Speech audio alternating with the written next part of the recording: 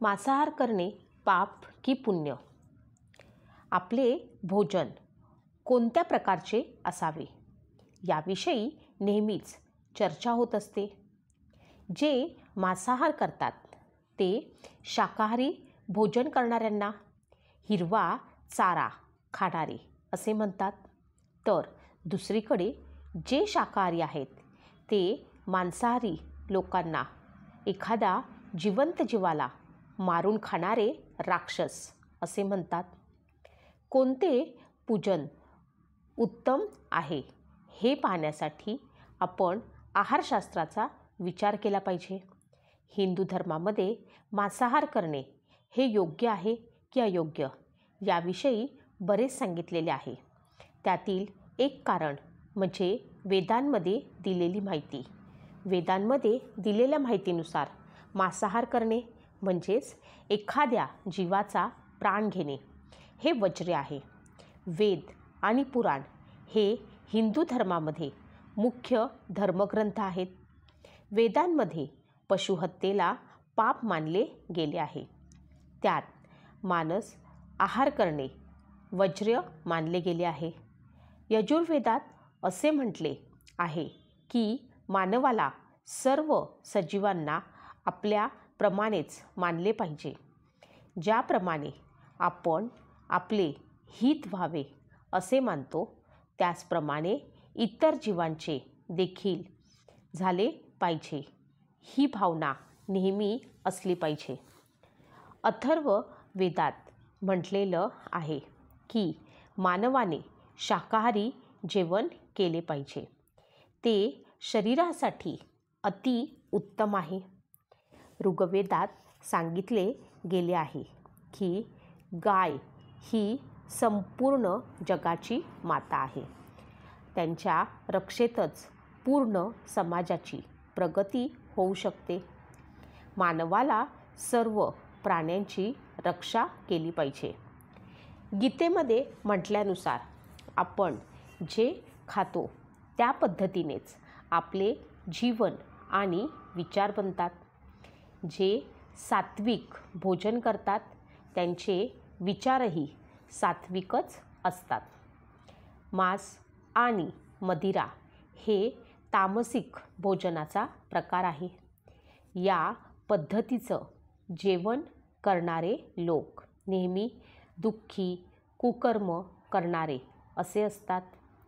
गीतेनुसार शाकाहारी आहार हा तुम्हाला दीर्घायुष्य देणारा, तसंच मन शांत ठेवणारा, स्वस्थ आरोग्य प्रदान करणारा आहार आहे.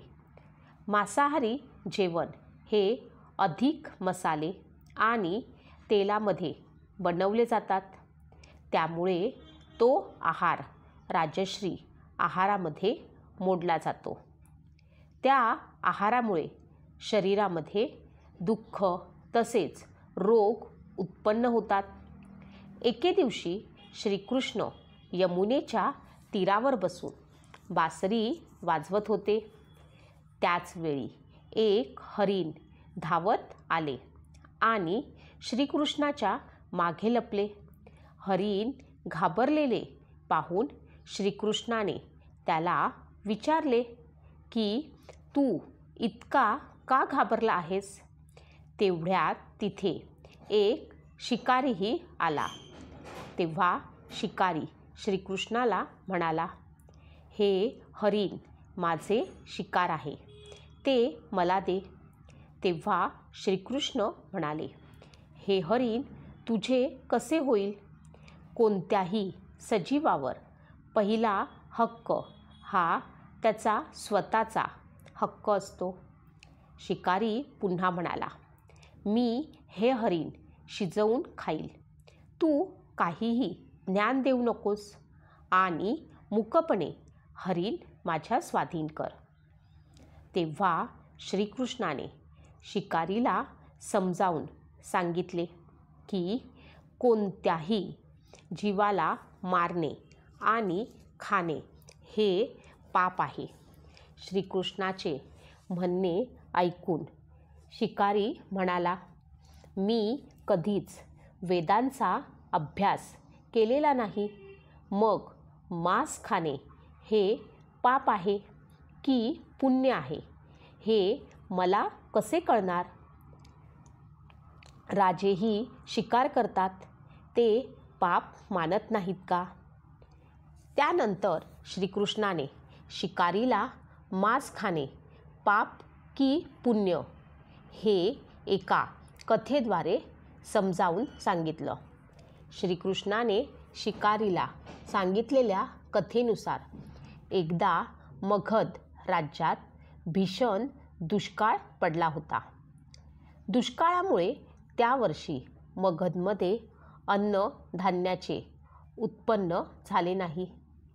राजा मनात विचार करू लागला की या समस्येवर लवकर उपाय शोधला नाही तर लोक उपाशी मरतील. त्यानंतर राजाने आपल्या सर्व मंत्र्यांना सभागृहात बोलावले. राजाने सर्वांना विचारले की या समस्येतून बाहेर पडण्याचा सर्वात सोपा उपाय कोणता? तेव्हा एक मंत्री उठला आणि म्हणाला, महाराज, यावेळी सर्वात स्वस्त आणि उत्तम फक्त मांसच असू शकतं. तांदूळ, गहू इत्यादी पिकवण्यासाठी खूप वेळ आणि खर्च लागतो. त्यावेळी मगधचा प्रधान मात्र गप्प होता. राजाने विचारल्यावर तो म्हणाला, महाराज, माझ्या मते मांस हे स्वस्त किंवा उत्तम अन्न नाही.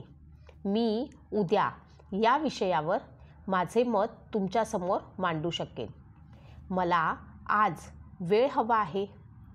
राजाने प्रधानाचे म्हणणे मान्य केले आणि दुसऱ्या दिवशी येण्यास सांगितले.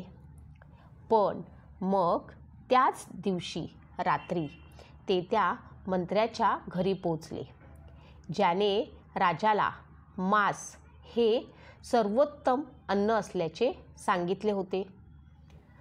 प्रधानांनी त्या मंत्र्याला संध्याकाळी आजारी पडल्याचे सांगितले. त्याची प्रकृती अत्यंत वाईट आहे.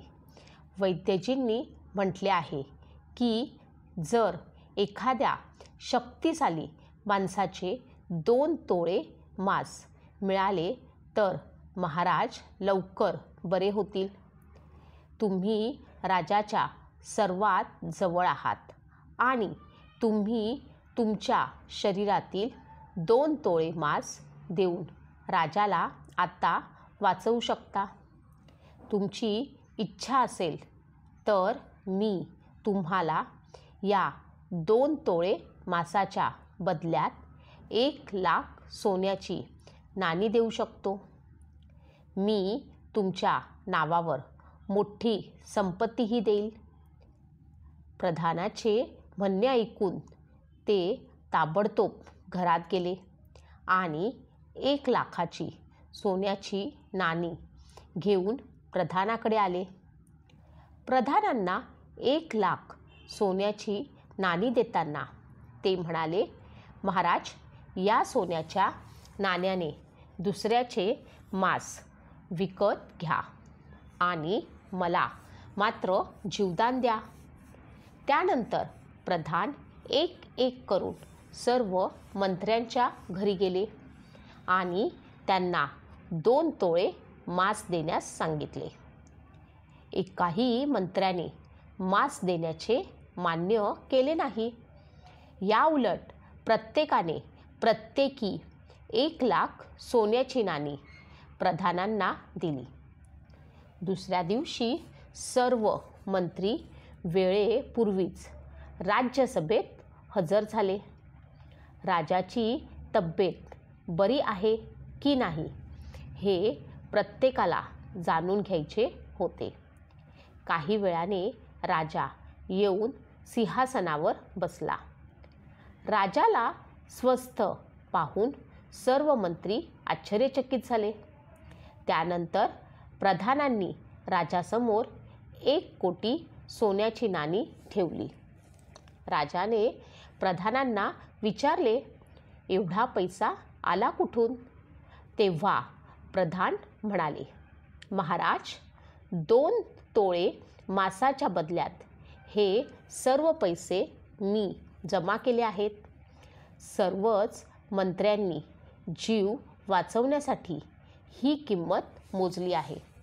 आता तुम्हीच सांगा, मांस स्वस्त की महाग? प्रधान काय म्हणाले ते राजाला समजले. तेव्हा मगधच्या राजाने लोकांना कष्ट करण्याची विनंती केली. काही दिवसांनी लोकांच्या मेहनतीमुळे मगधची शेतं पिकांनी भरून वाहू लागली आणि अन्नसंकटही संपलं. काही दिवसांनी खूप चांगला पाऊस झाला आणि सर्व वातावरण पुन्हा प्रसन्न झाले. राज्यावरील संकटही टळले.